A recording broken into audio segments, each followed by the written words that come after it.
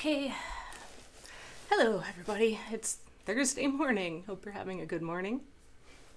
I'm semi-awake, but I have my coffee, so all is good. I think I've come up with a slightly better setup for streaming this large painting here. There, just some cameras. Maybe better, maybe. I was trying to get this all set last night so that when I get here, come walk in the morning, I could just like hit the button and be ready to go. But we were having like crazy ice coming down, like winter weather, and the power started flickering enough to shut off my computer on me in the middle of working, which is, always great. So I abandoned that plan for the evening and just went all analog for any work I could do, which was just did a bit of watercolor painting for the evening that I had to get done. But yeah, today, at least where I am, all the ice is gone and it's a bit windy and still a little dreary. Everything's just like that whitewash gray. And I apologize, a little tickle in my throat this morning. I think it's just dry. Coffee will help, right? Oh, and my favorite mug of all time. It's actually based on, it says, I don't know, there, masterpiece in progress with a brain. And the brain is based on one of my paintings. That one has sold, but I have a couple, or I guess you can see one on the wall behind me. That's the heart. And then above it, I have hanging the third of that series, which was the uterus, and they're just very colorful collage and paint pieces that have a lot of like meaning in them. And if you want to take a close look at them, and you can kind of like start picking some things apart a little bit, if you can go to my website and see them in my portfolio, a nice big higher resolution version of them. But I really love that series. The pieces that I use in the background as like the white background with the texture are deliberately chosen news articles that I tore out. Some of them are about CPCs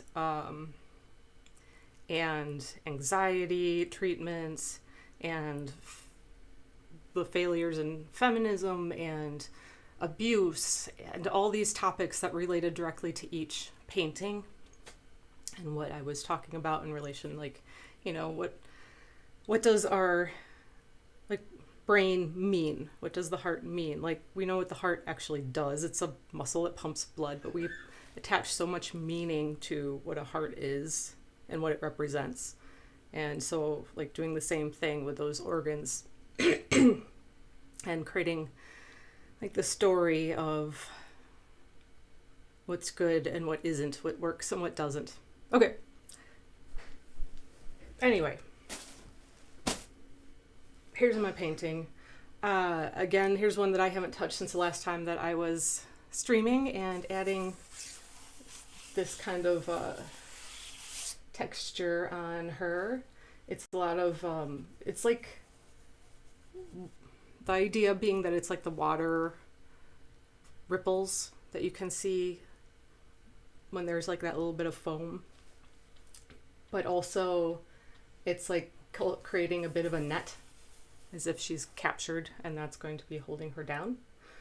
So I can continue working on that, but I do also have some collage pieces that I'm going to integrate, and I'm going to, the way that right here on her arm, and like here, you see where the water is hitting her, I need to add some of that in a few other places, especially on her feet, a little bit on her hands, just to, really place her whole figure into the water. And yeah, that's what we'll be doing today. Apologies about this darn cough. Anyway, so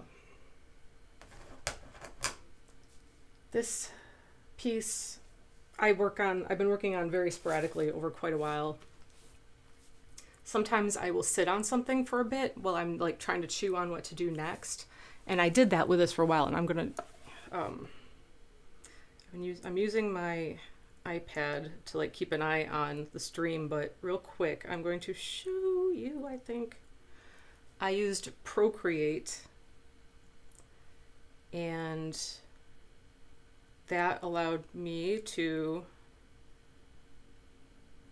let me move this, okay. Hold on. I took a picture of the painting where I had it. Okay, this was where it was.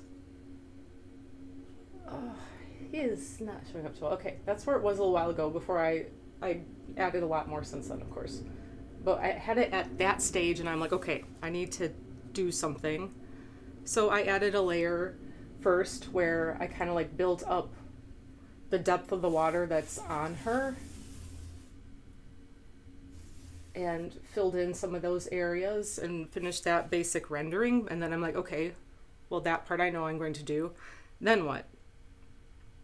I started playing with some ideas. I thought about like this chain type thing, and I tried to layer with that, and then I took that off. And then I came to these like ripple ideas that's what I'm actually doing here. So there's a real rough version of what I was playing with that. And then I added some color elements and different textures to go on top of that, because that's, you know, generally how I work. So playing with what that could be. And there's the last layer. And this is what I ended up with by playing around in Procreate, which gave me a pretty good feeling and direction for what I'm doing. Okay, so back to where I am here. It's gonna make me crazy. I am using a very old paint palette that is a paper. I keep putting things in front of my face, which is probably affecting how the microphone is picking me up, so apologies. It's early. Paper layers. So I can put my paints on here, tear it off. This is another one of these things that I had found in my dad's old art supply. So the papers are a little brittle. The further I go in the pad, the less brittle they're getting, but there's quite a lot in here. There's probably like 25 sheets. And when you go to the store and you buy like a packet of these sheets, there's like maybe 20 in there. And I looked out the window, saw the tree swaying, and lost my train of thought. And it's kind of, I don't know, everything's so pricey. And this is kind of also a way of, you know, using without buying. And I do otherwise generally try to use like reusable stuff for my palettes mostly. But this is something that, like, you know, using things that aren't new, trying to be somewhere in my mind a little bit green about how I use things, not totally wasteful. So that's the idea. That's that idea. Used art supplies are generally totally fine. Some things last forever. So, okay. I don't know if you can hear my cat in the bathroom singing songs, but okay. Got some paints. I'm going to start putting some of my colors on that I will need to create the water on her limbs. And I think I forgot my green shade. So I got one more color to grab to add onto my palette right over here. Assuming I could, yep. Okay, there it is. Got it. Not very far. One of the advantages of having a very tiny studio is everything is very close by and easy to get to. Okay. So we are moving along, singing a song. Now, see, another downfall of working like with this piece where it's like every couple months I've been coming back to it and doing a little bit. I swear I'm going to finish it soon. Is that I don't necessarily remember exactly how I mixed some of the colors. Like, I have a pretty good idea, but it'll take a little bit of screwing around in my palette to match them maybe, and that's fine. That is totally fine. Nice glob of white, because I always need a decent amount of white. Getting low on my cobalt blue. I realize that I have no ultramarine blue in my palette, which is interesting. I don't know. Is it interesting? Probably not. I might get some. And this is probably the first Liquitex tuba paint I've ever had where like the label just came off of it. But cat hairs. All right, I got that. I'm missing another color, I think. Unless I'm out of it. I need my blue. Oh no. I'm out of one. I think. It's the one I can never say the name of. Quinta something something something blue. Well, I think I ran out of it, and I've been meaning to get to the store to stock up on some of these paints that I'm getting low on, but I just haven't gotten it done yet, so we will make do. Make do with what I got. Figure it out. Payne's Gray. I'm getting really low on my Payne's Gray too. That's a great mixing color. Get you some nice rich, like darker tones, slightly neutralized without the flatness of using black. And a little yellow for good measure. Oh, that was a lot of yellow. Okay. Oh, and another, jeez. If my head weren't attached, I tell you what.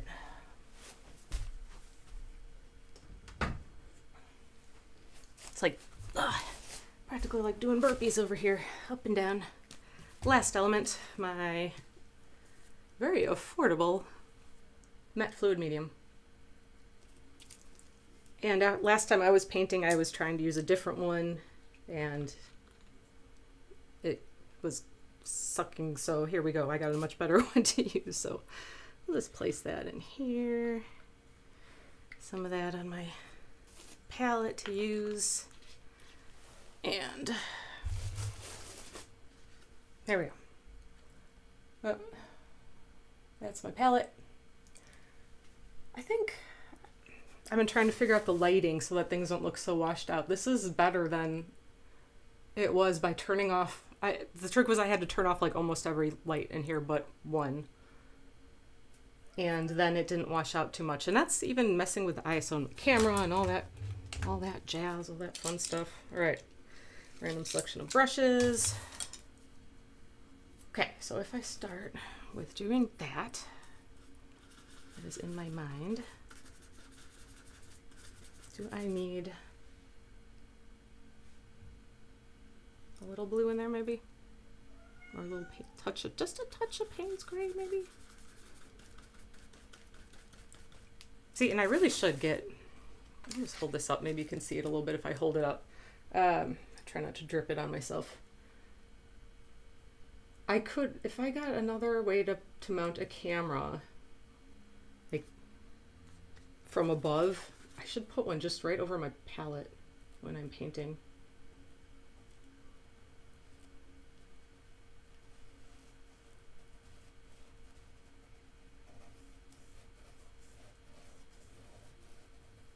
So this is the kind of thing that I'm thinking. Oh wow, you can barely see that I did anything. All right then. Let me get a little more pigment in here so I can pull it out a bit. I do want it to be fluid so it comes on nice. Oh my gosh, my cat, do you hear him? Watson, what are you doing? Just needy little guy. Okay, so continuing along, trying to think of where in the water her fingers and things would be.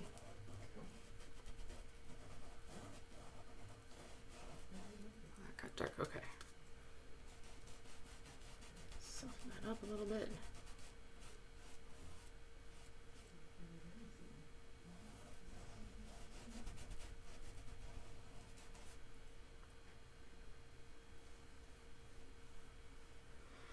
I think her fingers would be further in the water. I mean, when you're kind of like, think about when you're floating in the water and you have your hand out, just relaxed. Your fingers are largely submerged. Generally.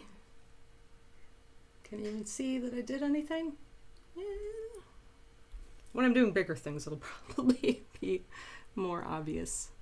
Okay. Next hand. Okay, now that I'm getting out of this purple color, well, is that what I have up here? Okay. A little bit of,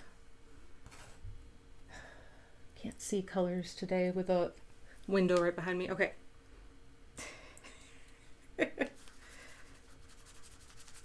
Now, this top shade is more blue, more like a straight blue color.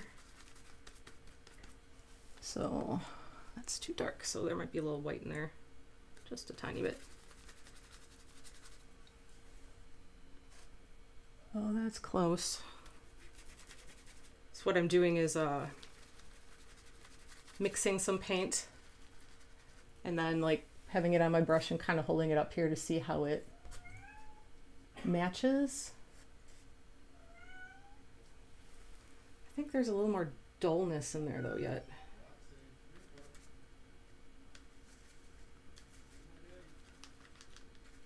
And that was a little too bright. So little Payne's gray, very, very small amount of that. Ah, there we go. That was it. All right. Get some fluid medium on here. Sorry for standing awkwardly in front of the camera while I do this part. I guess I could move it. It's on a thing that moves there. Hey, there we are, kind of. Okay. Painting over the feet. And right now, this part, I'm sort of having the same issue that I was having when I was working on my oil painting before, where it's like, I'm getting glare. And I think that it's from,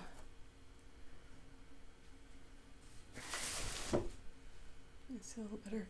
I think that it's from the window being directly pretty much behind me when I'm sitting a little bit more upright like this.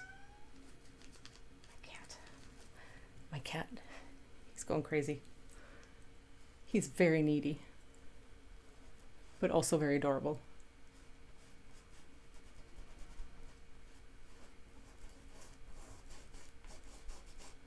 Okay. So I think you can kind of see it. It's sorry, it's way at the top of the screen. This is the downfall to like working on something very large, especially when it's very vertical. So, but we're just gonna do these little bits.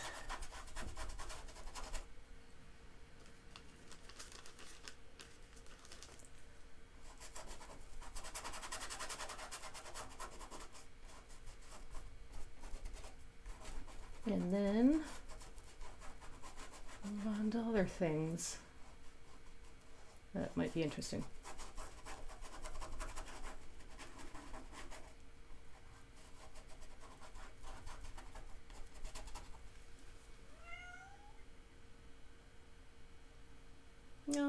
Yeah.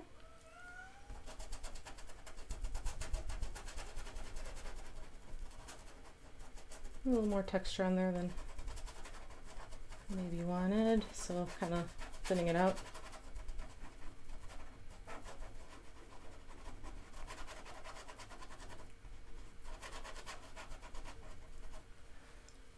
Okay.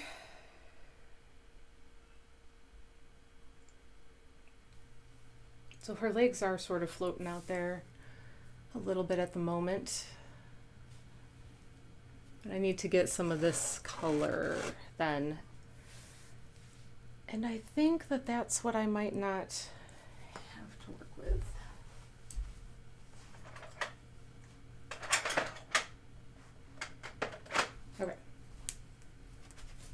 I forgot to get, oh, all right.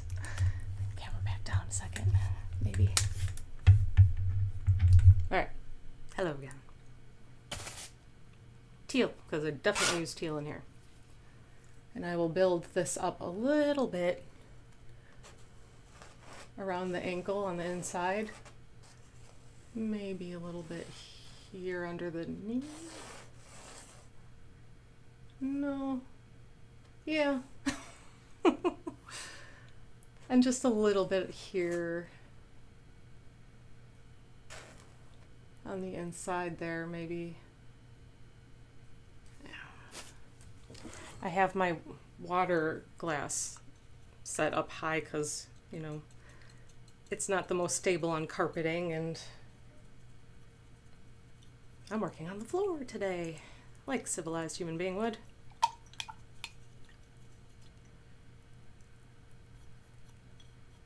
Okay.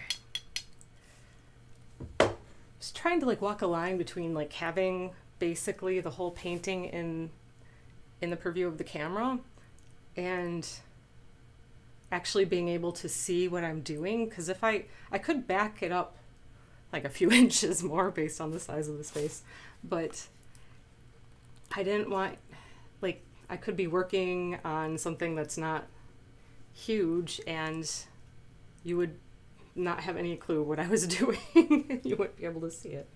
So that didn't seem like the right approach. Here's Watson. Hello, mister. As long as he stays off the palette, we're all good. There's no guarantees of anything. Okay. Ugh. Nothing like working on the floor to make you feel old in the morning. So this part here is like almost straight out of the tube. Like there's a little strip here, right between the green and the darker teal. Hello. So we can go in a little bit there just with that straight color.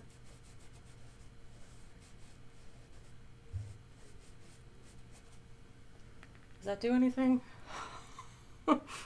Maybe. It's fine.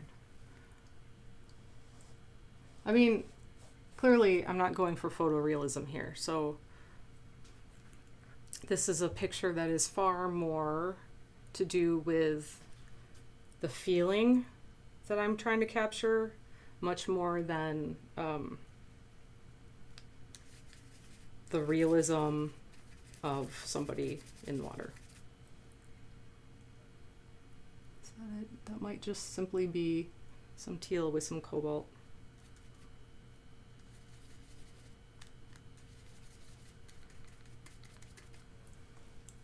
That looks really close. Just a little bit more teal, maybe.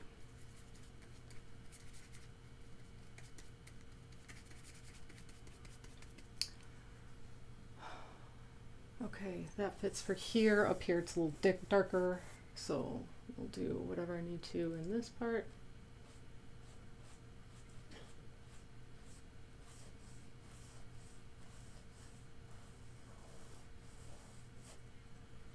That's very light compared to her skin. I think we need a little more pigment.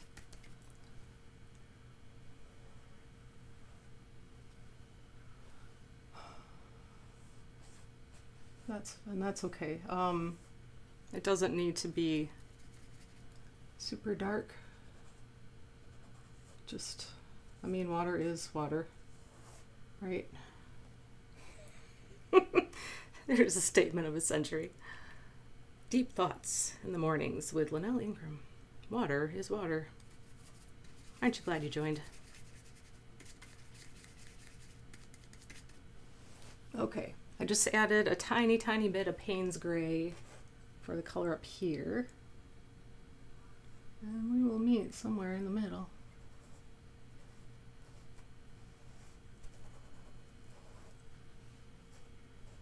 Again, need a little more pigment in my, because I'm trying to have it be a nice fluid mix. But of course, when you add the gel medium, that thins it out. So, gotta have the right balance of things.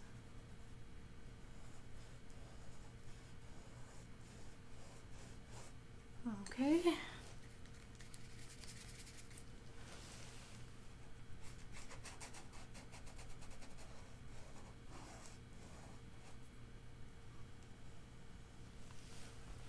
Said I don't need it to be particularly dark, but I do want it to be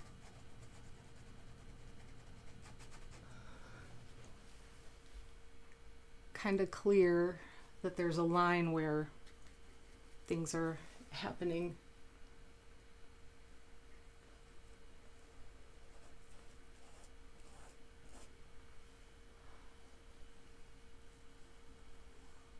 She's not in motion. That's certain. Okay. All right. Next leg. Last leg. There are only two. After all. Okay.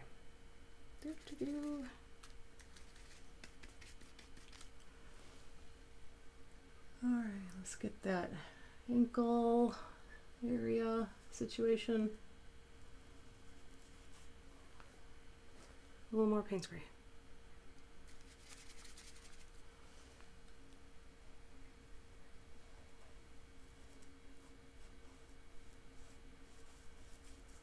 Right, okay.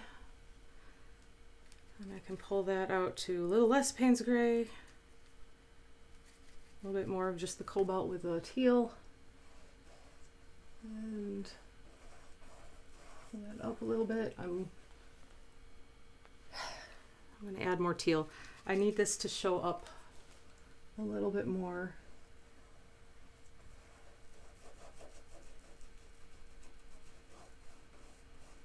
Against the colors of her skin tone. So I'm just going to pump up my teal color a little bit in here.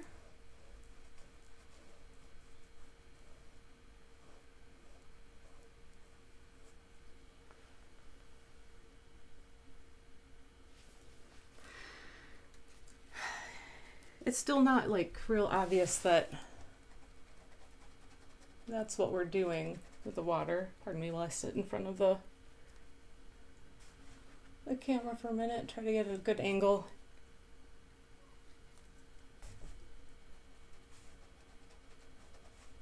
There's always the weird glares.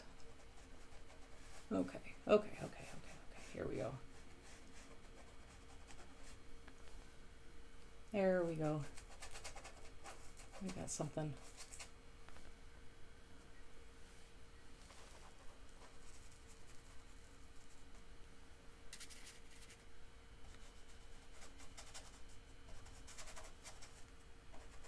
Pull that out a little bit.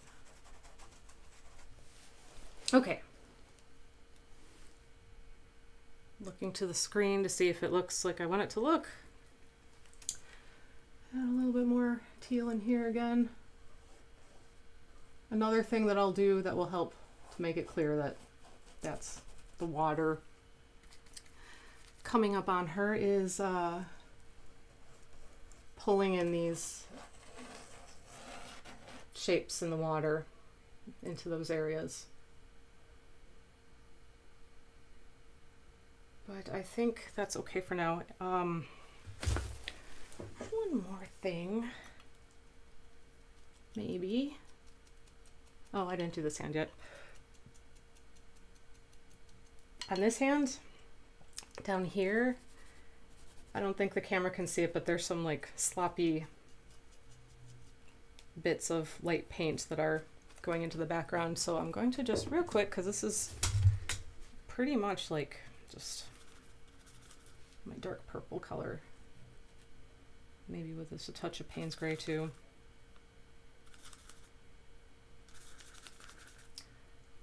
Just clean up those edges a little bit. Like I am so not worried about perfect. This is not a piece that's about that, as I said kind of before. This is about the idea, not the realism. So there's a lot that I would not be nearly so that I will not be nearly so fussy about as if I were doing like portrait. This is not a portrait. Okay.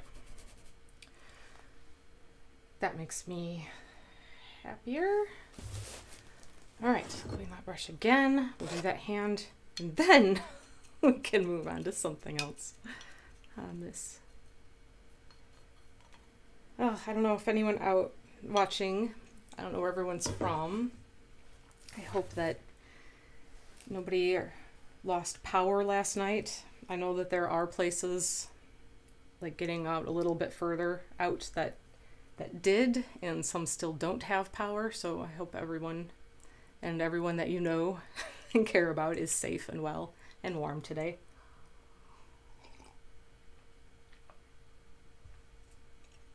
We seem to be more likely to lose power where we are in the summertime. If there's a storm, it's like it's almost fairly likely that we will lose power if there's a storm in the summer.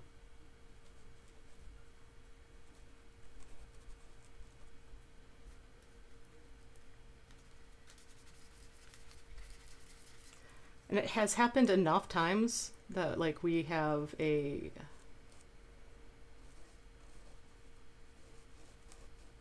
like power outage thing down pretty well. We have battery packs that we can operate a laptop from, and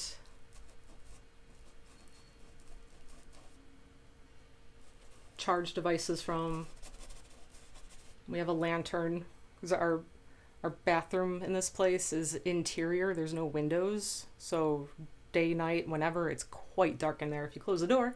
So we have like one of those like battery operated lanterns that you can just pop on that just lives in there when we need it. And you know, always a good selection of candles and things that we don't have to get out of the refrigerator to eat. Okay, I have my really, oh, I love this like insanely bright green, but I do believe that I'd mix that with some teal because it's not that hot on the board. There we are. Just to pull this up into the ankle a little bit, or not ankle, the wrist. Interchangeable some days, right? No big deal. Wrist, ankle, what's the difference? Close enough.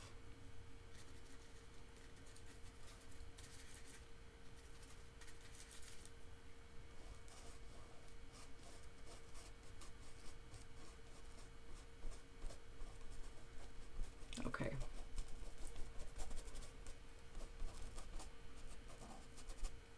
On a harder edge on the fingers. Maybe, and then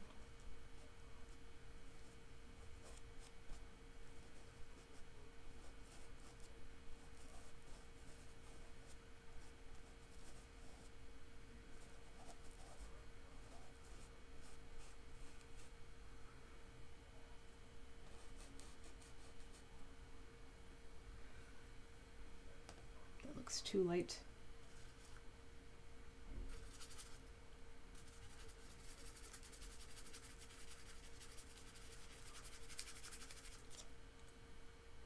Okay.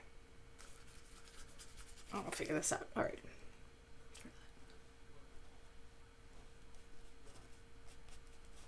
Nope. Nope, that was incorrect.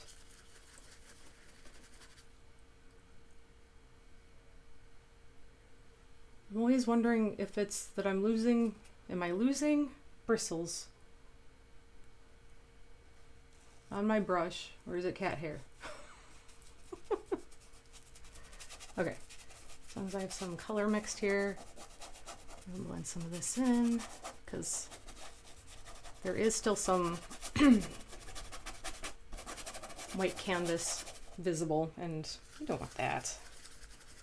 We don't want that. We'll just work this right up in there.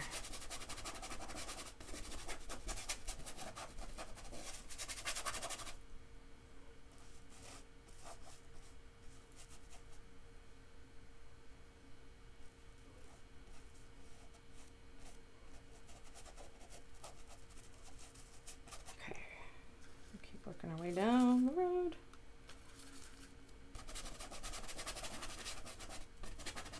See, I'm not hitting that color exactly. It was darker.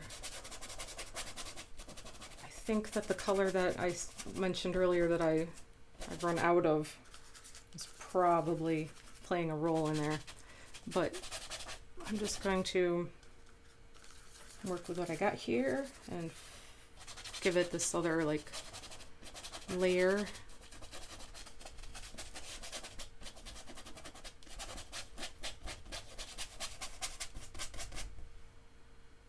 Probably doesn't look too much different than what was there to the camera's eye.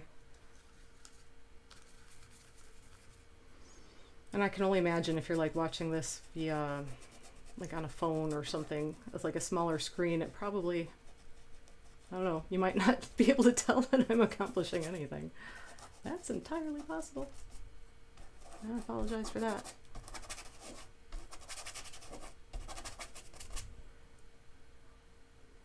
I keep trying to do a little bit better and figure out things as I go for better streaming setup. It's certainly a lot easier if I'm like working on a tabletop with a smaller painting, that's for sure. So I don't know if I'm just like, it's a lost cause to try to work on a piece this large on stream. I just really wanted to like start making some progress on this. And doing it like when I've scheduled this time to work on something, it's like no excuse, you're doing this now. Sometimes that's just what I need, is no excuses. Just do a thing. All right. All right, that was like the maybe least exciting part. The biggest impact that that made, you can see it a little bit more in this hand, and you can definitely see in the feet, I think. All right. Take your brush out for a moment, and I'm going to do a little bit of extra build up over here for a second. I'm seeing just anywhere where there's like a little too much white shining through from my initial layer of putting all this background stuff in there and blending it. Because I hadn't gone back to it. Cat hair again, I think. Yeah. The worst is if you're painting with watercolors and the cat hair is in the watercolor, because it's really hard to get it out without, I mean, you really have to wait for like your paint to dry to be able to do that. That makes things really, I mean, it's kind of funny and endearing, but man, sometimes girls just got to get some work done.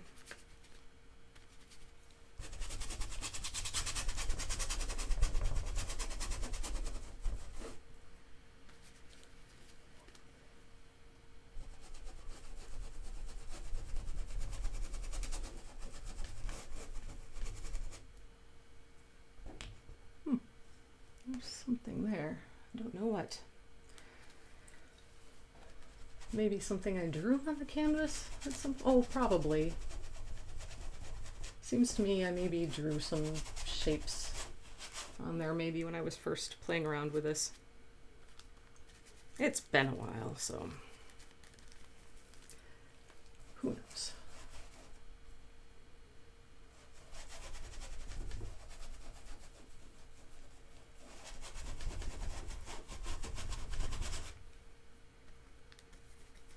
Man, my hand's getting tired already. paint is giving me resistance. How dare you? You will bend to my will.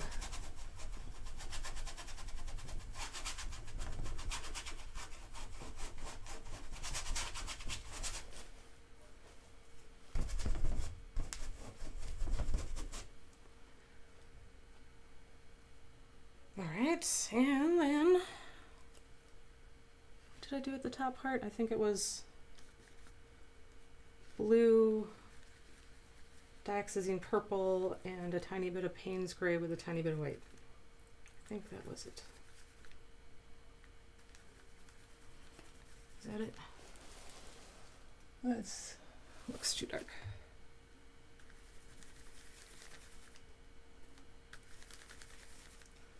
Okay, just gonna add a little. Oh, that got real light.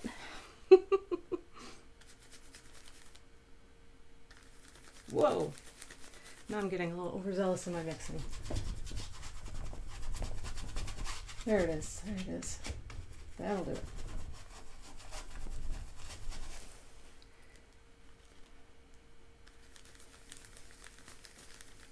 This is the thing that frustrates me about working with acrylics for very long, is when they start to like want to just stick to the palette and the brush and not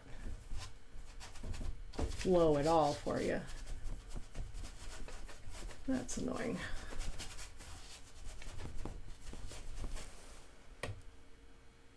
And large part of, I mean, that's a lot of why and just for the sake of what you can accomplish with it, I'm really trying to transition fully into using oil, but it's really something that also I'm having to learn how to do, to paint with oils to some extent. Like some principles are the same or similar, but it's still a different approach a little bit. It's still a different medium.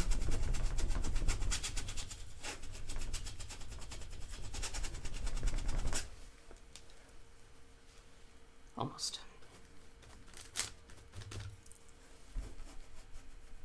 Man, who needs to work out? Just get a really large canvas out and spend some time wrestling with that. It's like upper body exercise.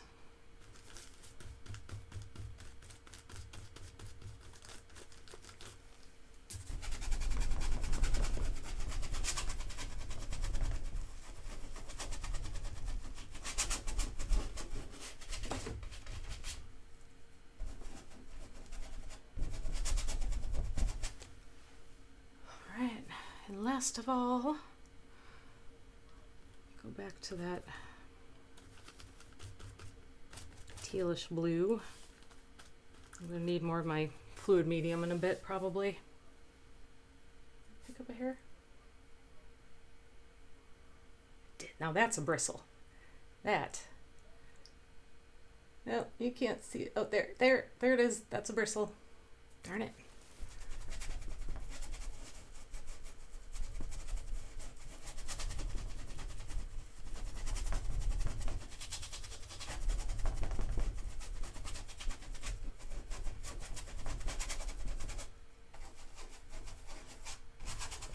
I'm not showing my brush a lot of love at the moment, so this is what it does to me.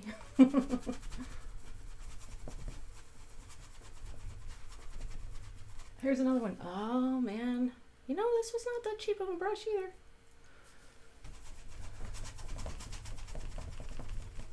Although I truly couldn't tell you how long I've had it for. It's been a while. That's still, okay. Clean out my brush a bit.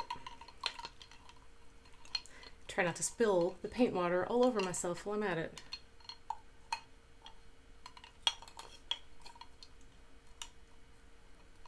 Well, I tell you what, if I wasn't awake before,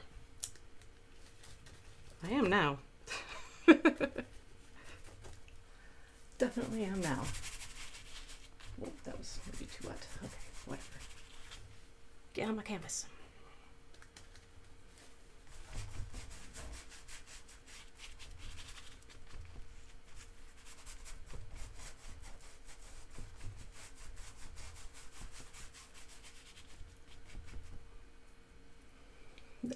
What you're seeing up here that looks very light is mostly the moisture in the paint. So that will, as that dries, that will chill out a little bit.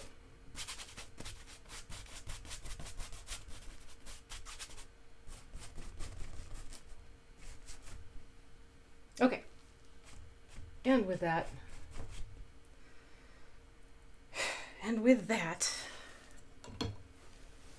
moving on. First, coffee. If you haven't had a sip of your coffee recently, don't forget to have a sip of your coffee. Or water. Hydration's good.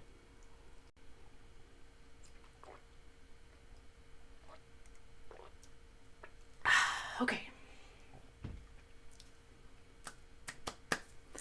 I have a bowl of things. I had gone through and looked for pieces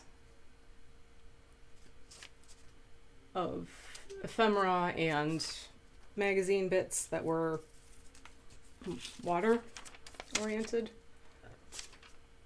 So I'm going to be using like blues with textures to incorporate into the background, and even some like, this is some packaging, but I like the color. Ooh, it matches my hair. I like the color of it. Oh, there's a random coaster in here. The chaos. Oh my god. Okay, yeah. More. This was a scrap that I trimmed off of a painting, like where I just had to like trim it down for size. And okay, that's still good. Ooh, nice beachy little bit.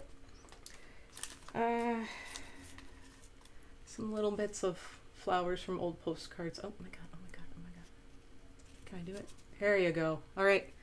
I really like those old greeting cards. I really like those. I really do. I need to try to find some more. And random other. Okay. I think I mentioned before how like I go down rabbit holes of things that I decide I need to learn how to create. This was my go at like, oh, I need to learn how to do resin. I must learn how to do things with resin. So I made these little shapes with little, it's like little circles with some green slimy kind of drips, and then inside there are little tiny laughing emoji faces.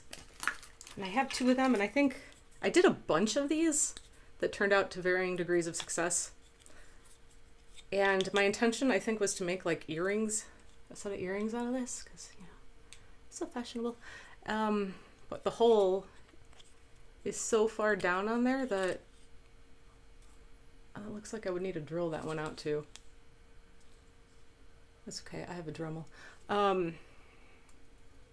I would need some like really huge poopy things or something to do that with. Maybe I will yet. I mean, when they're at the bottom of bowls in my studio, they are lost and forgotten forever, mostly. So, anyway. Oh hey, there's some blush. There's no rhyme or reason.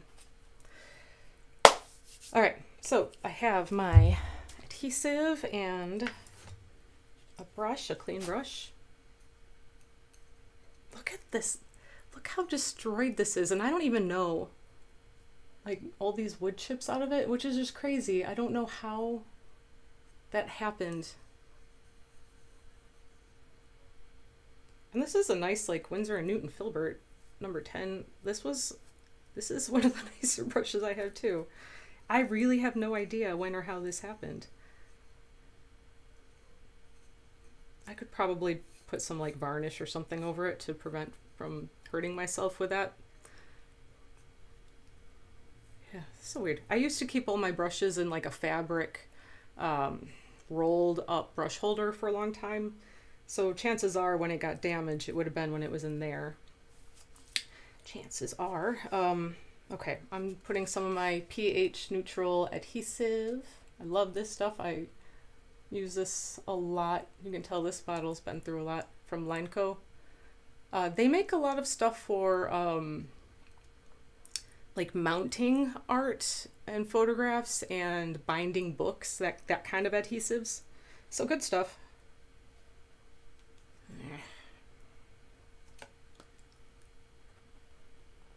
I need to clear out my nozzle, apparently, I think. Come on. Or not. Yay! And to not confuse that with the blob of white paint that's right next to it on my palette. Things that haven't been thought through well. Okay. Should I need to move this down a little bit? Is that better? I don't know. Hello, can you see me? I can see you. No, I can't. That would be creepy. Anyway, okay. So, adding some collage elements. I had very early on put this forget-me-not little piece up here. It just says, it's like a little bit cut from a postcard, and it says forget-me-not, and I just really love that for this. I knew for sure I wanted that incorporated it, so I put it in maybe a little early, but you know, I love it, and it's staying. Now where these things are going is the part that I hadn't thought out super in detail. I don't know that I want to keep them as these big blocks, but maybe I do. I don't know. What I don't want is for it to, like, if I put this here, this is way too close to the arm. The shape, the color, the arm even parallels the lines of the legs, so it just will fight with my image. And I don't want things fighting with what I have going on. I want these to be very other. Now, something like this over here would work. Maybe I'll meet it with my little forget-me-not graphic up here. And this is cool. It's legs of like a diver from a very old Life magazine. Life magazine is some of my favorite resources for like the really old ones. Really, really old. I don't know. I guess it's all relative. I'm talking like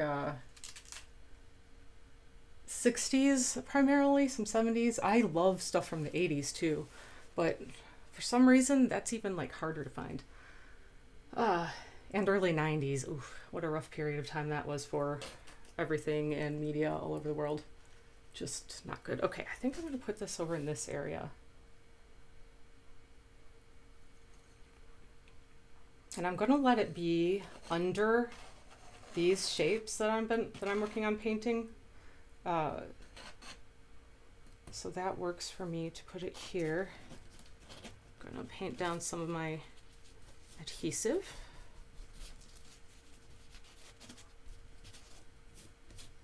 A little bit at a time.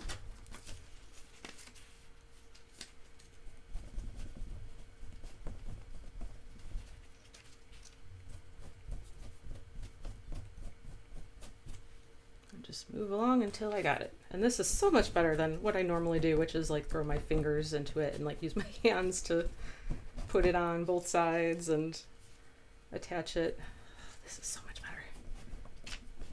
And my hands don't, like, my skin doesn't love this weather, especially if you're like washing your hands a lot because you have paint and everything else on them, or even if you're doing stuff in the kitchen. Man, ever since I was probably a teenager, my knuckles just start cracking and getting horrible and hurting, and that's no fun. But so doing this with a brush, that is the way to go. Okay, try to squeeze out any air bubbles that are starting to appear here. Hope I had enough glue underneath.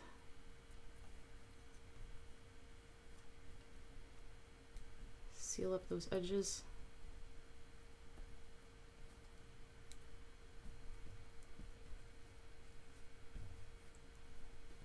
Now, I am no conservationist or expert on anything, but I did do a little bit of a repair on a painting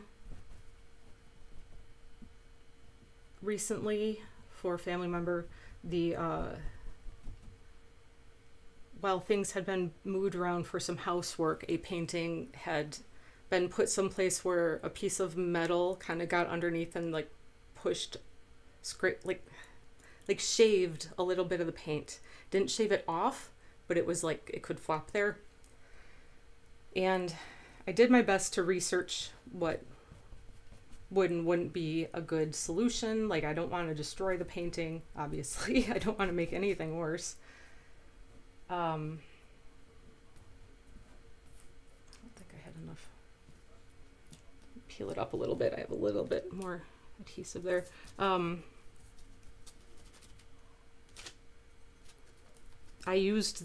ended up using this same adhesive to repair it because it's pH neutral and it can handle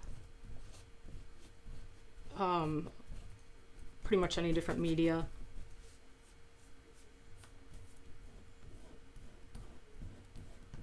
Okay.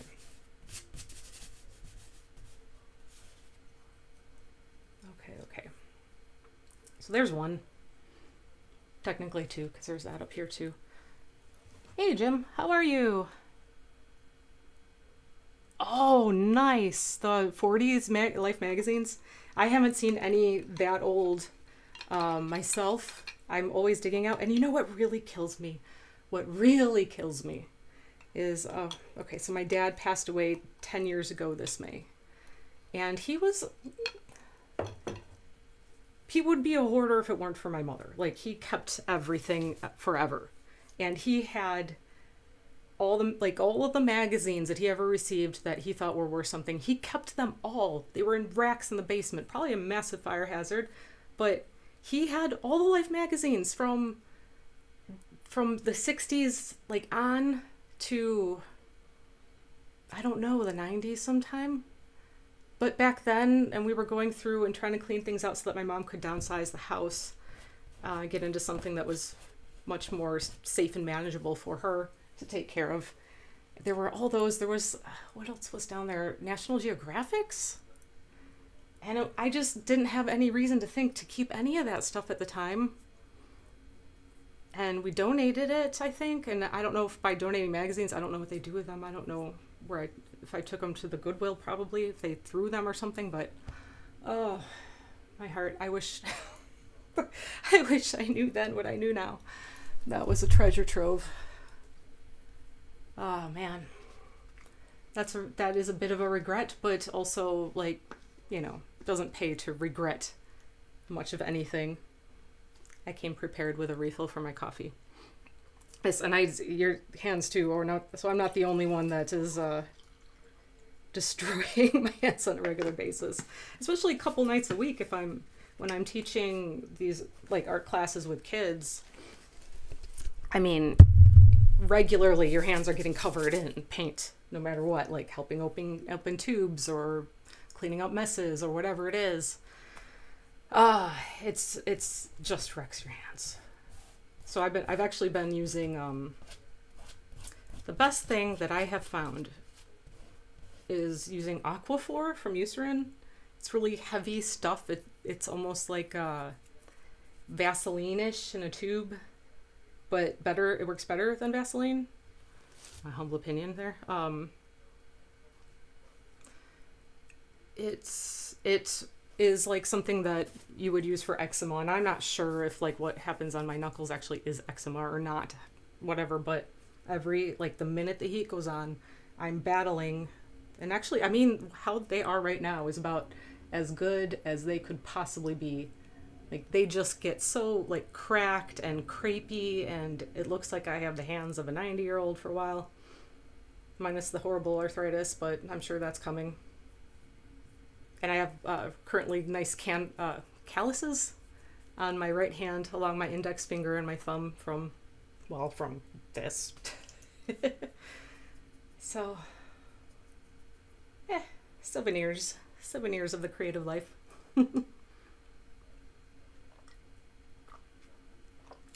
Fuel. Okay, where are we at? What's next? Should I add on to this area maybe. I don't mind having some things cut in over the figure, because that, oh, I might be okay with that. That kind of makes sense for the theme of this painting. It kind of sticks. That's kind of cool. I can sit back and look. Success. Oh. Yeah, I think that's okay. I think that works. I'm going to apply my adhesive directly to the... This is a watercolor paper. It's thick and it's heavy, so I definitely need a little extra adhesive on here to get that to stay put. But I'm still going to use my brush to spread it out nicely.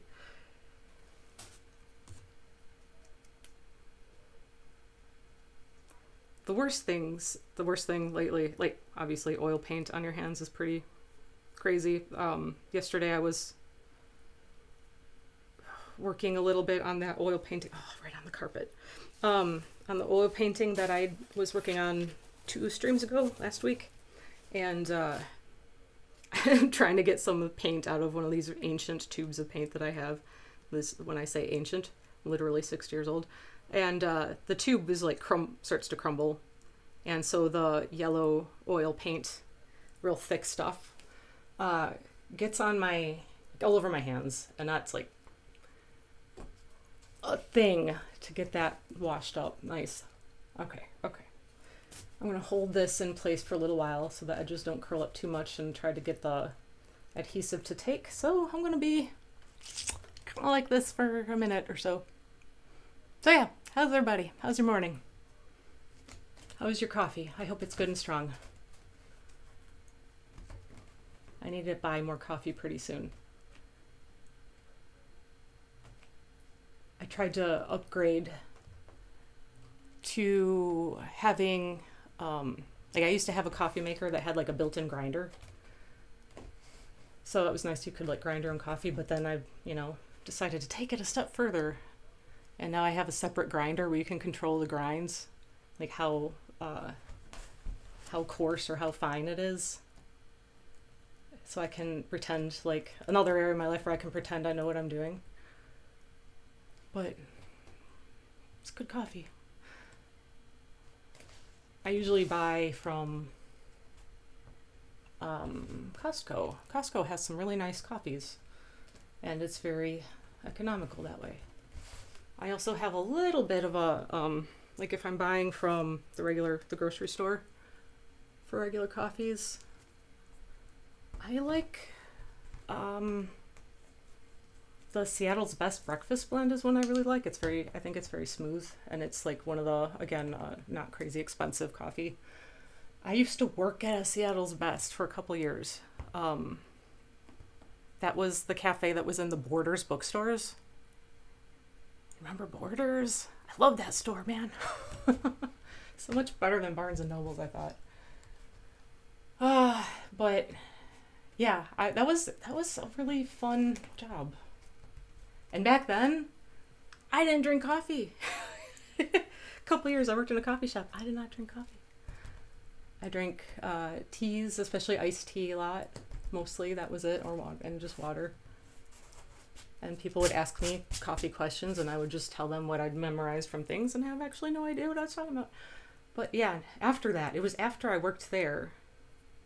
It was working in an office. Working in an office environment, corporate-y office, that's what got me started drinking coffee. And that's, like, the coffee that's in offices, by and large, pretty awful coffee. But that's what did it. That's what made me a coffee drinker. When I first started having coffee, I would use a lot of cream and sugar in the beginning. But I drink coffee black.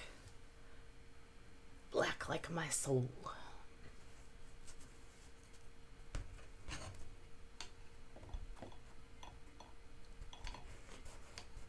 I don't like have issues with bitter tastes and flavors. I'm rather a fan. It's so washed out in the lighting there.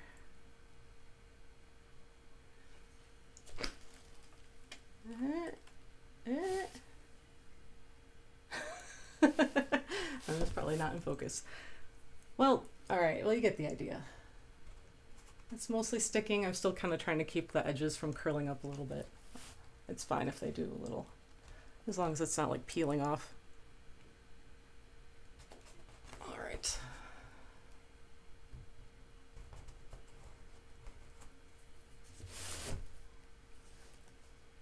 Okay, next. What do we have next?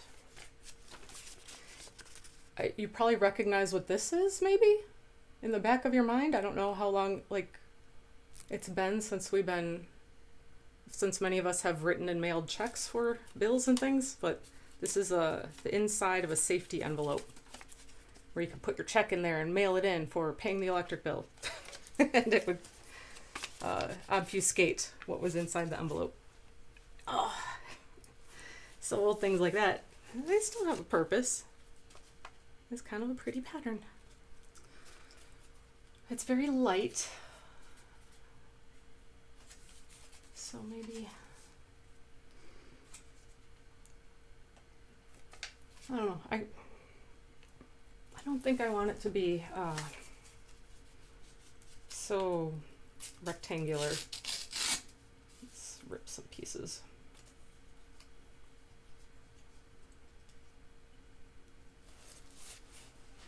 What happened here?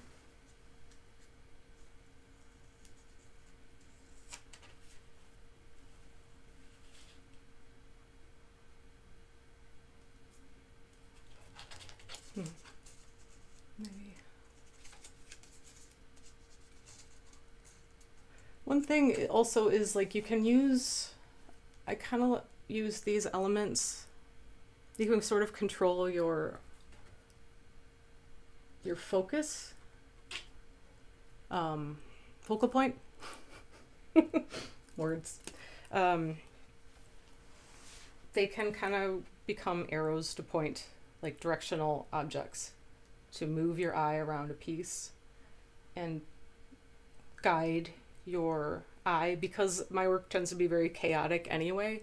So having some things that very quietly kind of create that movement to guide your eye is sort of a nice thing. I still have this packaging. It matches my hair. Just about. I couldn't even tell you what this is packaging from. Some kind of face product, perhaps? But since I lost all those amazing magazines so many years ago, I've learned to be a little more careful about throwing away just random stuff. I could use the folds that are in this because it's like from a box. It's got the folds built in where it's scored. I could use that to create a little bit of a what's the word? Dimensional element to come off of the canvas, possibly. I don't know if that's what I would want with it necessarily.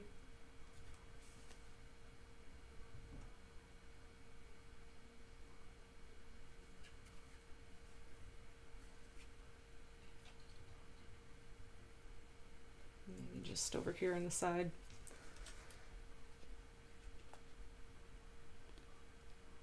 Probably gonna need to get more of my adhesive relatively soon. I do go through quite a bit for my paintings.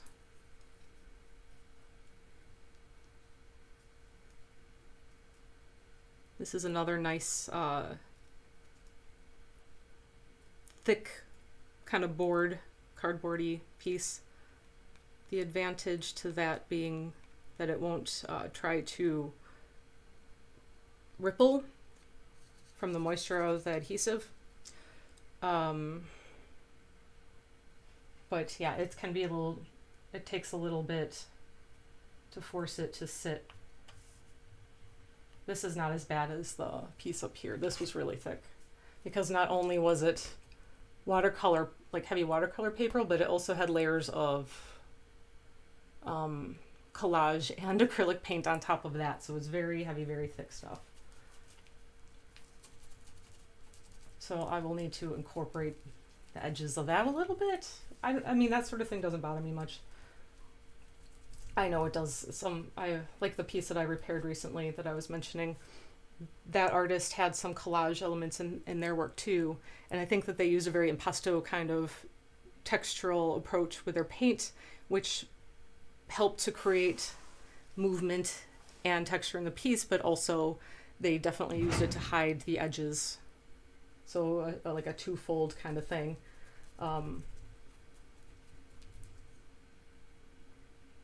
Which is interesting. I love to look at how other people do what they do. There's always something to be learned.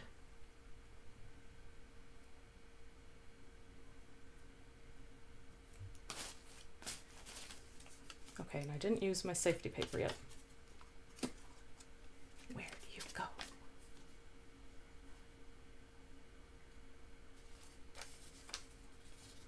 Maybe I'll just build up this piece here. Sorry, I was in the way.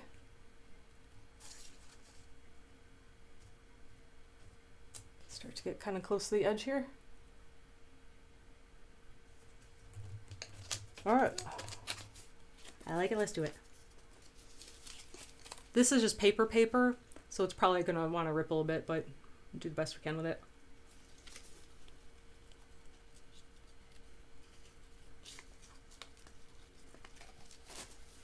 Ooh. Try not to get any more glue on the carpet.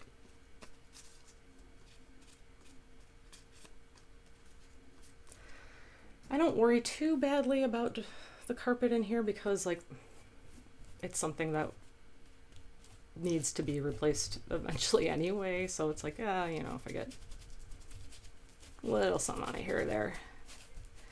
The issue would be once it's replaced with something, I would definitely need to get like some cheapo rug or something to put over whatever that was to protect any newer flooring, because I do not recommend destroying your floor in any kind of like laissez-faire kind of approach. It is a good way to make enemies of your household.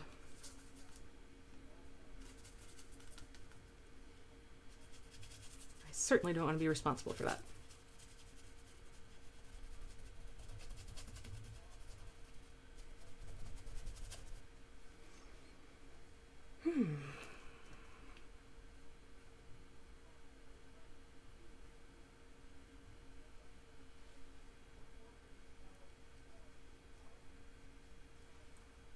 I think you can even see that. I just painted, like, using the bright green, a bit of a cross shape on there.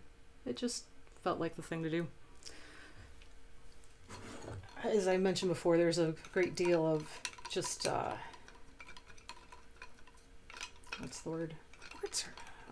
Words, I swear to God, why are they so hard? Where are you? Where are you? You're in my brain. Intuitive. Intuitive. There's a mix of planning. There is some planning. I'm not unhinged chaos artist, but there's plenty of chaos going on for sure.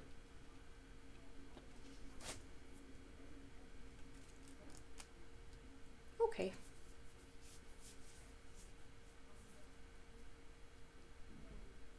There's a lot of space on this canvas, so I can definitely build up a lot more texture. I'll probably need to spend a little bit of time like digging for things that work for me, but there needs to be a balance. I don't want the texture in the collage to overtake the painted figure entirely at all. I want that to be the secondary element to the painting.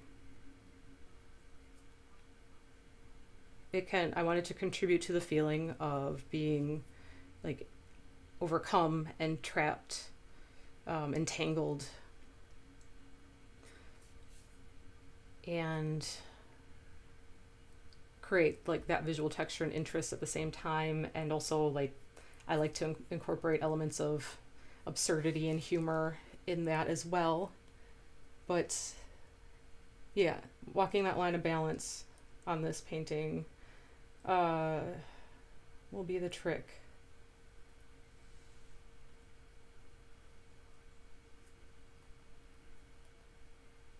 I'm seeing something here that I'd like to adjust a little bit.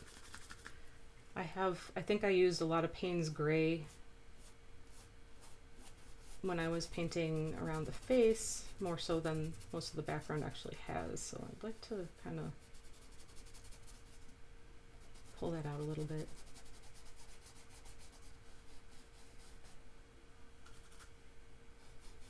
Soften this edge where the shoulder is. It's a very hard line. Just soften that a little bit.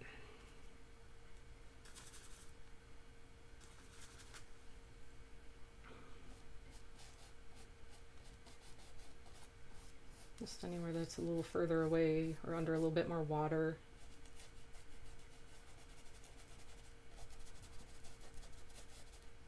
Okay.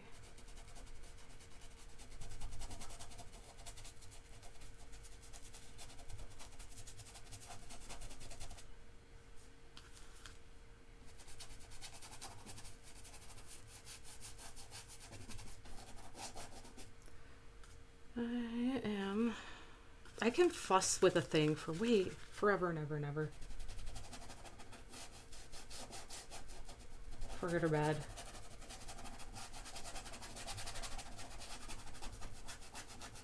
Being able to let go of things and like say, okay, that's enough, and this is where we stop, and I've accomplished what I wanted there. Like, that's always takes a certain amount of like disconnect, having to be able to like disconnect yourself from what you're doing and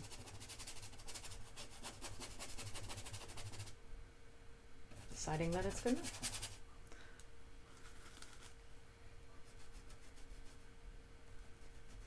And I think I almost have a harder time doing that when it's like work for than I'm doing for somebody, whether it's an illustration or a commission.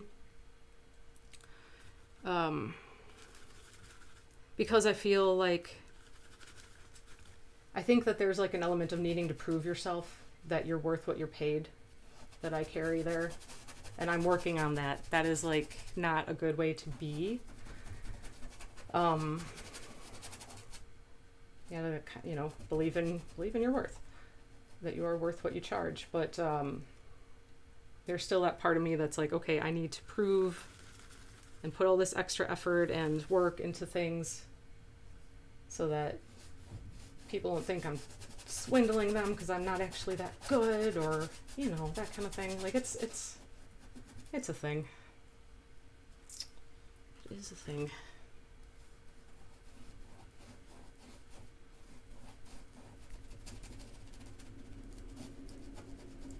And I suppose that ties into the entire concept of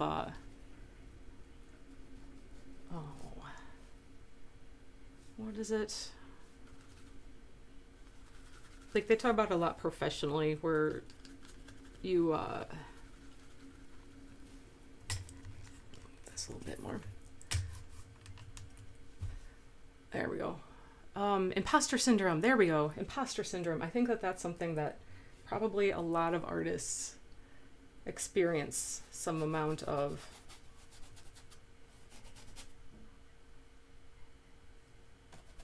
I mean, I think it's something that a lot of people experience, period, but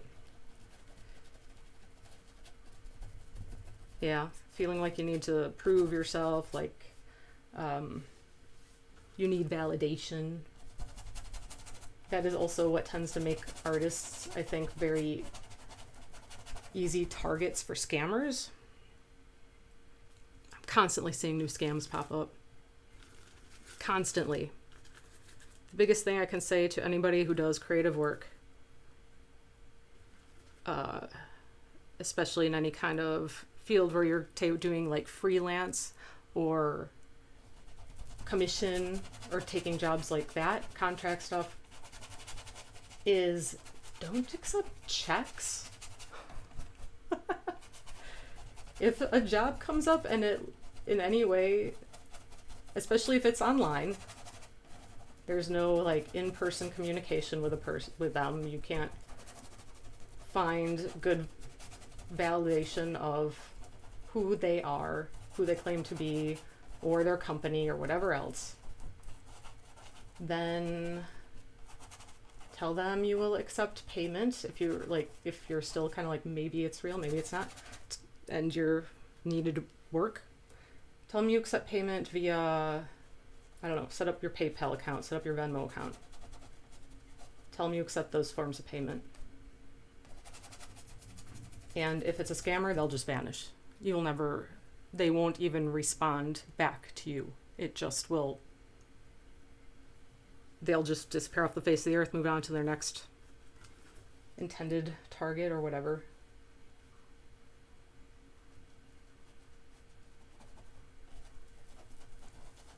So, and I still have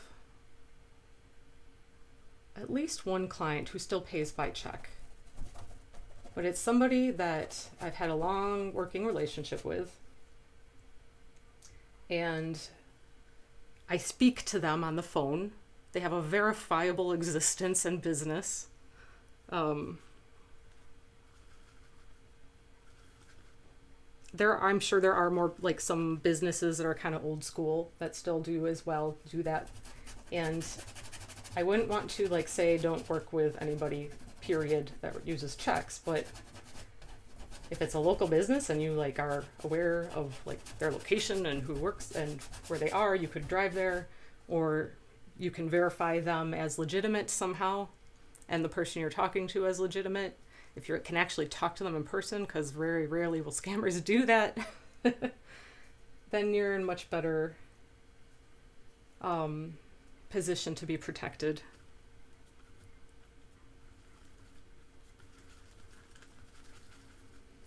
But yeah, getting scammed is no fun. You don't want to do that. We would like to avoid that. And the more that we can, like, be aware of these things, of these scams, and less susceptible to them, hopefully the less they will continue to target said group of people.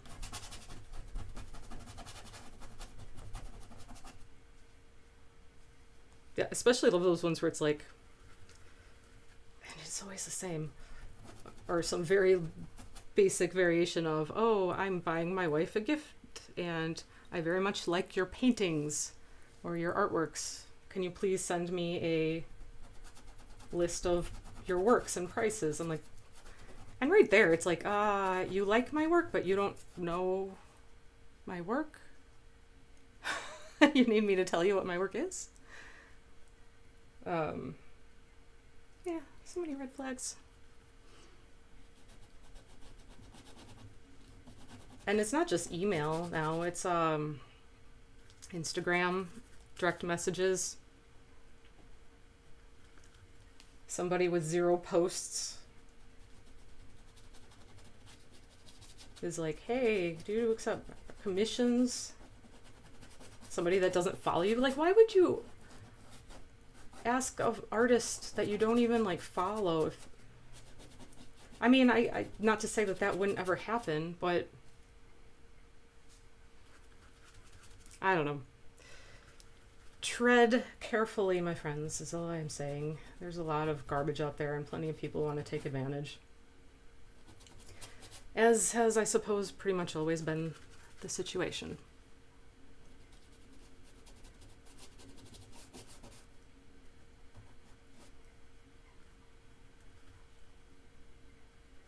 All right.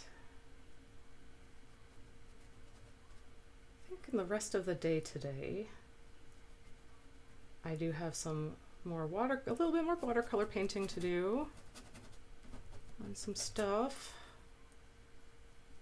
And what else? A little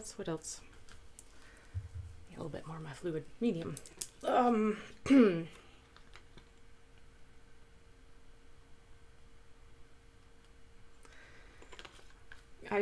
I'm so terrible with with social media. I am that typical artist person, regular person who's like trying to, supposed to be marketing myself, right? But I'm really bad at it and really inconsistent at it. That's why scheduling like live streams like this is like, it's good way for me to attempt to connect with anybody that's interested. But twofold, it also gets me like these dedicated hours in the studio to work on projects. And, you know, sometimes I'm working on something that is like a project that's I've had for a while and I want to get done, or it's an opportunity to like screw around, try something new, like those like recreating kids drawing stuff that I've done a couple of. It's just like accountability to myself and to you that I am doing things, that I am creating. But like the posting in places like Instagram, and I do have a TikTok account, and I actually enjoy it. I enjoy doing the short form videos. I'm just inconsistent. I'm just very inconsistent. Yeah, that's my problem, inconsistency. And that, I don't really have anything to say. And yet I can blather on for so long on here to basically, you know, anything and everything. But tell me I got like a minute or 90 seconds or 3 minutes and I'm like, I don't have anything to say. Nobody wants to hear what I have to say.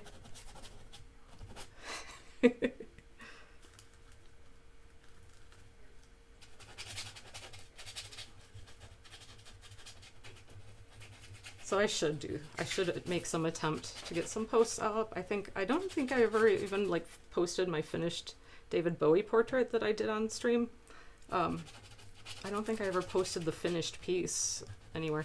And I don't know. I know Facebook. Like, what's y'all's feelings about Facebook? I really kind of stopped using it altogether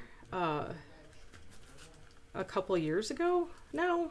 And I would just like, I would sometimes post like if I was sharing something about my art and that would be it. But I just found it to be so unpleasant. Yeah, I don't know. I don't like to go on there at all, and I avoid it like the plague, and I don't even check notifications. I have notifications off. So anything that happens on there, like I don't even, if I did go back there to post things, and once in a rare while I would, it's just like crickets because I don't post often enough. And if you have an artist page, it's basically pay to play. Like if I tried to, what I'd started as an artist page on there ages ago, you know, 12, 13, 14 years ago, when that was the main thing that existed, was if you don't pay to boost a post, like nobody sees a post. I just hate everything about it. And I'd linked my shop to there, and they kept removing things. Oh, bye, Jim. I'm sorry if I missed you going. I'm being semi-good about paying attention to the stream. Apologies, but have a great day. I completely forgot what I was. Oh, Facebook, yeah. Awful place. Awful place. Toxic. And I think there are good things there, and people that are able to like just focus on what they want to see there and use it that way, but I just would rather not. Yeah. It's like, it's not my neighborhood. And I am painting like in an area that you like can't even see on the stream. Here, let's move over. Okay, I am using like a cheapo, what do you call this thing? Tablecloth, like the $2 party tablecloths you buy at the grocery store. They make nice like drop cloths. And I don't just like use it once. I use it until it's shredded. So And I know that that goes, it's not very green. I prefer to use like old sheets and that sort of thing, and I usually do, but that's what I have. Before I was using one, it was like a 4th of July tablecloth, like the cheapo plasticky one, that had been at my mom's house, and I took it when we were clearing out her house because I'm like, yeah, I can use that. We don't need to just throw it away. I used it for years for underneath paintings. It looked ridiculous, like this Americana plastic thing underneath like paintings like this, but it worked. I took it for all it was worth before I threw it away. I do the same thing with this. But yeah, sheets are definitely a better way to go. Old sheets, either like I have a few that were things that had been at my mom's house when she was downsizing that I took, and you can always go to like resale shops sell old sheets for pretty damn cheap.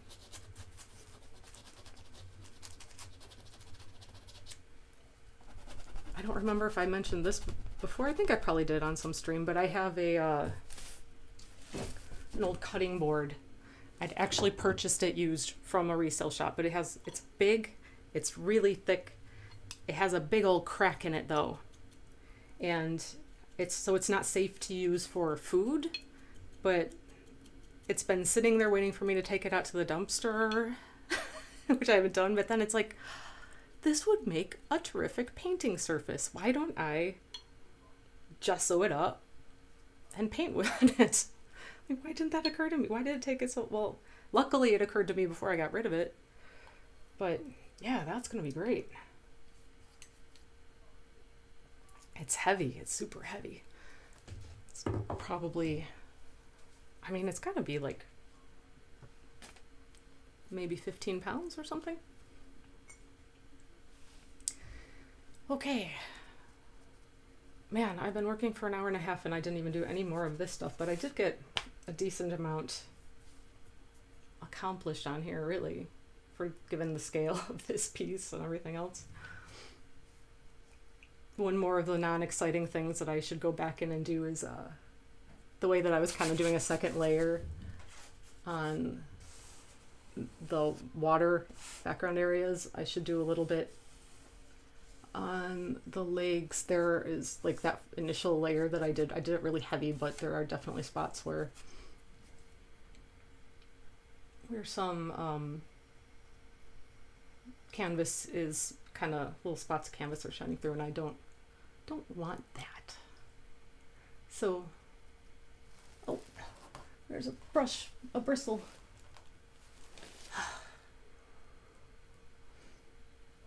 Don't destroy your brushes.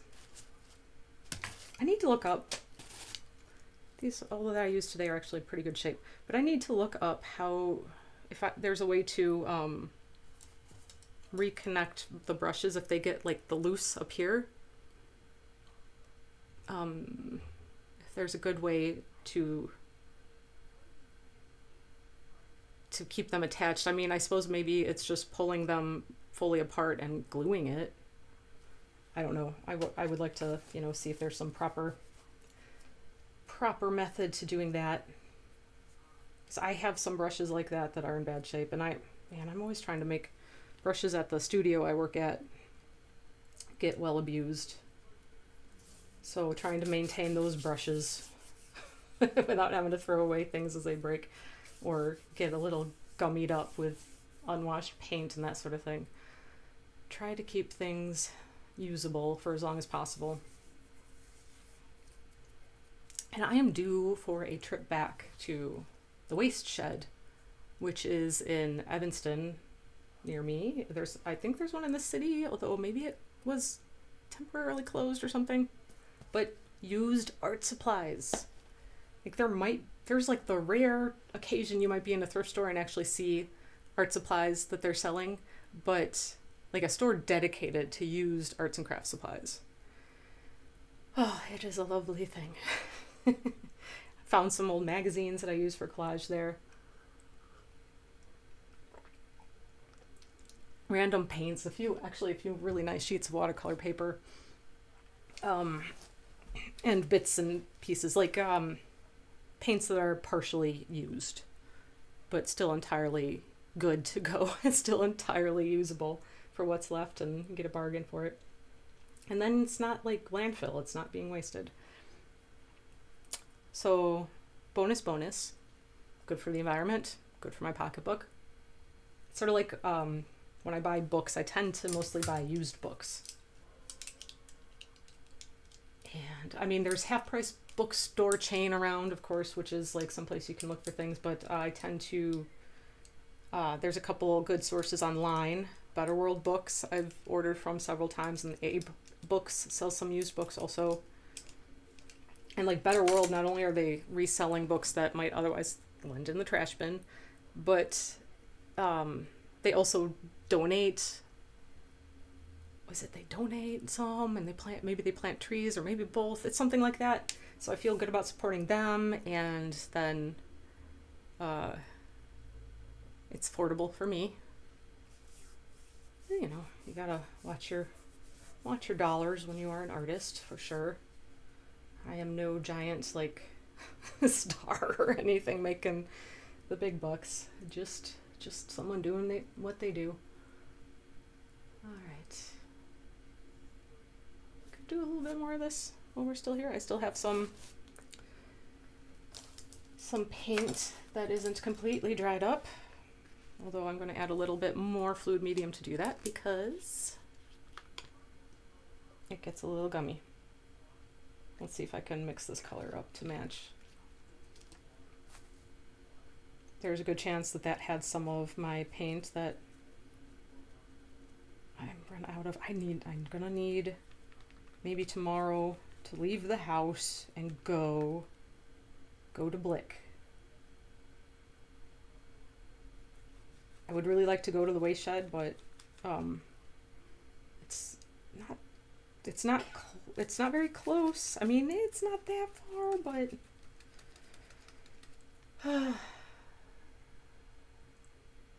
that it? That looks pretty close. I'm comparing the color on my paintbrush to the color on the canvas to see if it matches. Not that I don't think that you can really see it. I don't have that other blue, which is just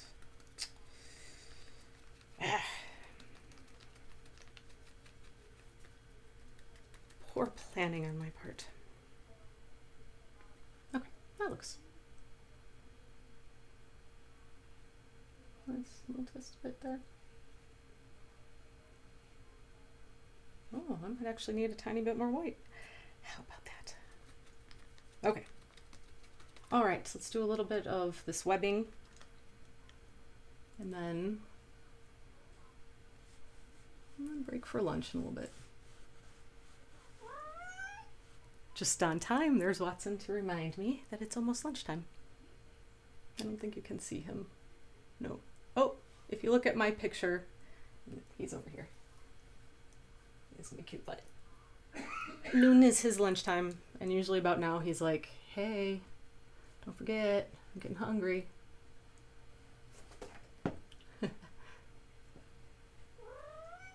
Yeah, I know. It's almost time, isn't it?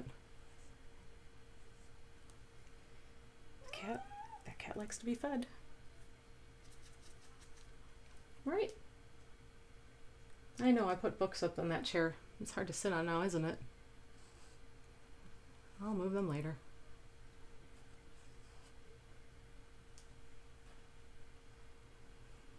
Yeah, I definitely need, for doing this, decent amount of flow. I think that when I'm looking here, I need a little bit of a violet in there. There's a little slight purple tone.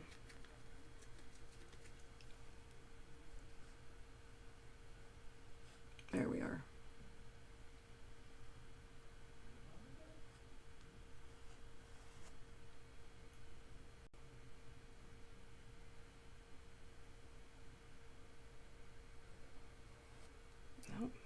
And that was too purple. Trying to get that balance.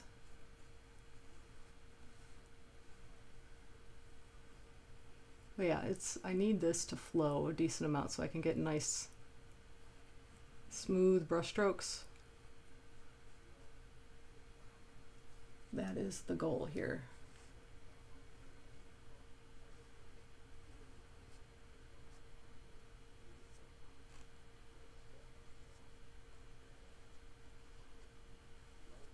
All right, since the color doesn't match perfectly, I'm just sort of like pulling it into what's already there. So then it's not like an obvious, it's more like a gradient change than an obvious like, oh, this color is different at that line, at that point, all of a sudden.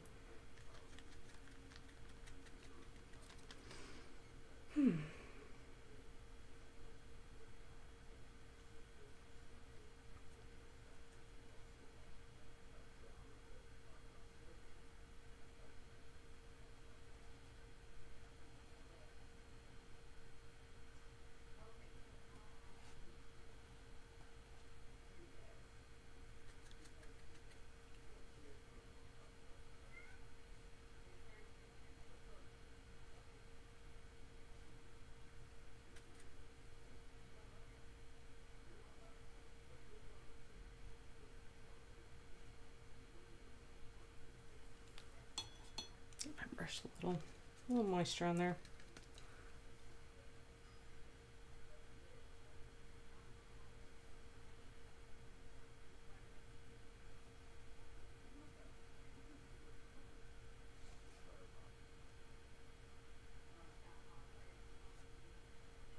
All right, this part apparently takes some concentration because it's like, can't talk, painting.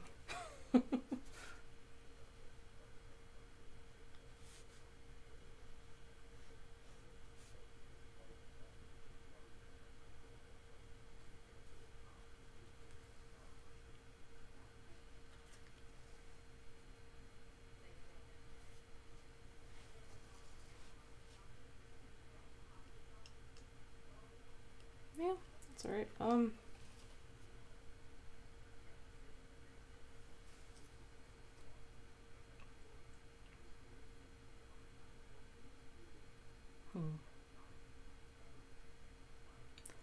I still like the last time I worked on this, I felt the way where I really like how the webbing is looking here, and here it looks not as good to me, but it's like it becomes vines there, where here it looks like much more like it's actually the water. But yeah, I'm not gonna address that anytime in the immediate future. We're just gonna continue to do the thing.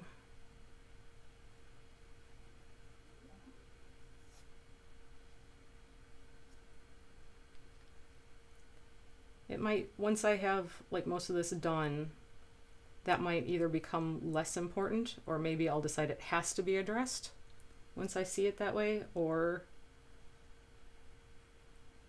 I mean, it's hard to say exactly. It's just, I'm gonna let it be its thing, and we'll see how things progress.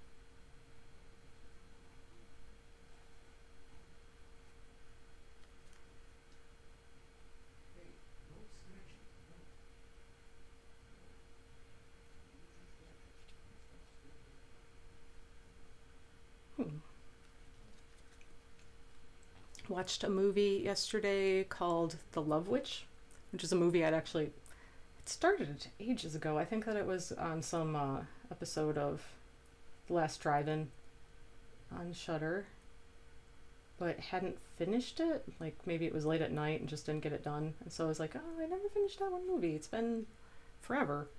Maybe I'll finish watching it. It was okay.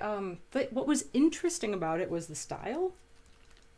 And that it's like a movie made in 2018, but it looks very much like a movie made, like it was made in the 60s, like stylistically, the color, the costumes, the hair, the sets, like it would almost fool you, besides the fact that there's like modern cars around and at one point like somebody uses a cell phone and things like that, and you do see a computer in an office. Like it's interesting in that way. I think it's trying to say something about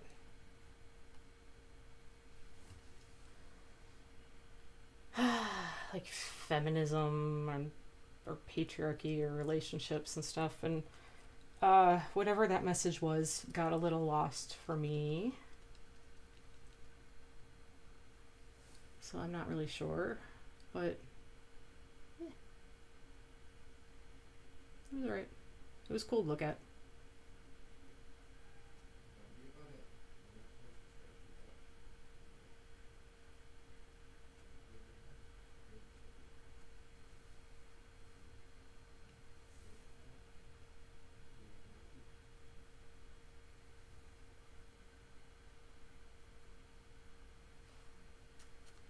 Funny, painting this part is both like stressful and soothing at the same time,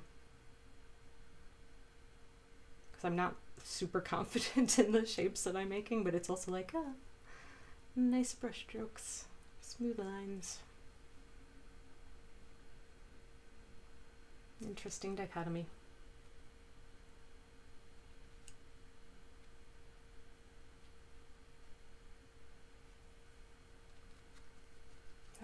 My paint.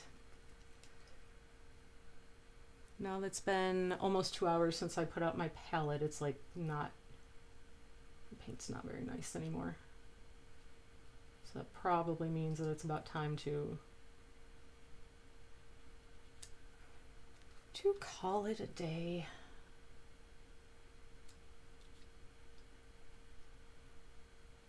Just the frustrating thing about working with acrylics.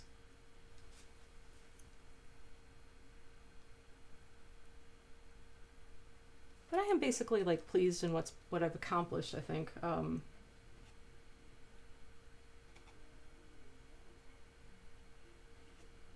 It's like seeing what attacking some of the things that like needed to be addressed before I could like move on to really developing out the piece and working on adding things.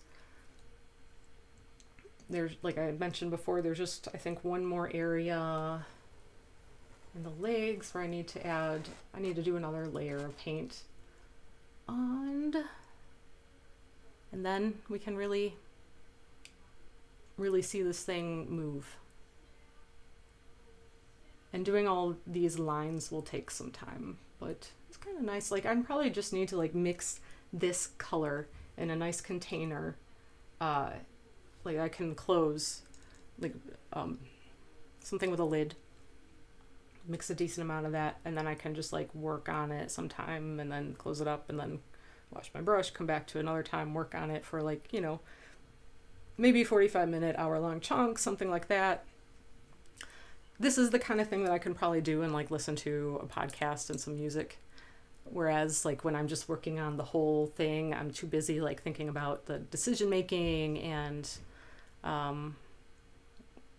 what I'm doing next and how it needs to come together, what needs to happen to really pay attention to anything else.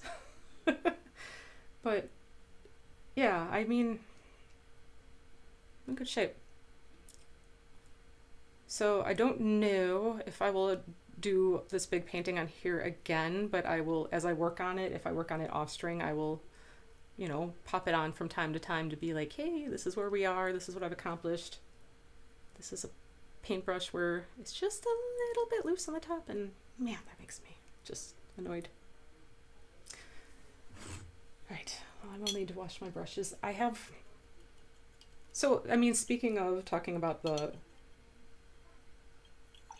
any progress being made on other things that I have streamed, I should show you the little bit that I've done more to that oil painting. Let me grab that real quick. Yeah, sitting on the floor to make you feel old. Okay, so here it is. Trying to show it to you where it's not being covered by glare. Okay, so I've adjusted some of the face features, got them in better position by being able to see it like actually straight on instead of like trying to paint it when it's at an angle like this to me, like painting it almost sideways. Really struggled with that, and then the glare that was happening while I was working was problematic too. So that's come a long way. There's still a little bit of still a few more corrections that need to happen, and then I'm going to go in and do it's showing up much brighter on camera than it actually is because of the glare from the lighting and just probably the ISO, the automatic ISO I have on the camera at the moment. I will do some glazes with highlights on here too, so that will try to bring it to life a little bit on her flesh tones, and then we'll be working out again. Oh man. There's one more that I thought I would bring up. I haven't done this on stream.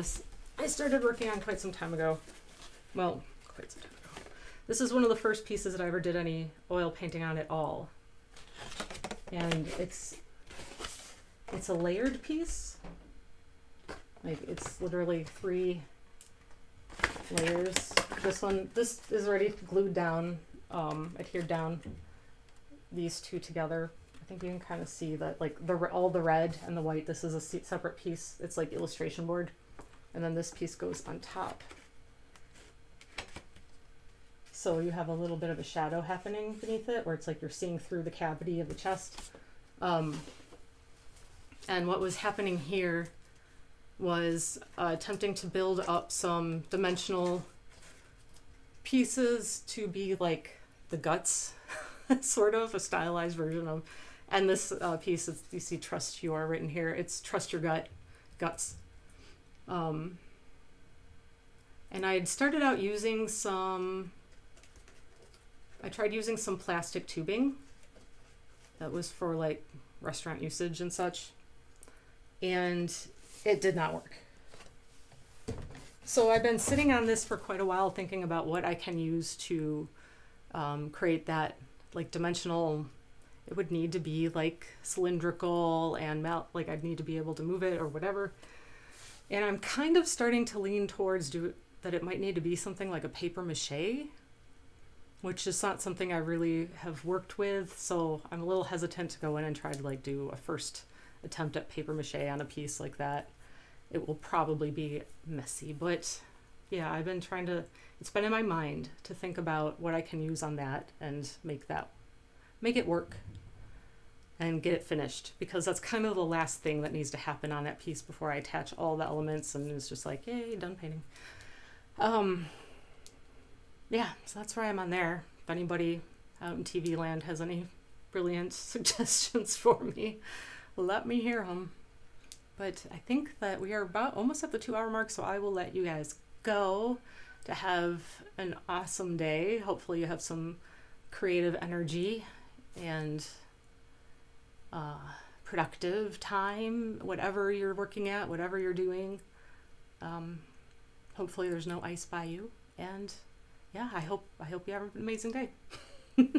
And I'll be back at this on Monday night. I hope to see you then. Bye and take care.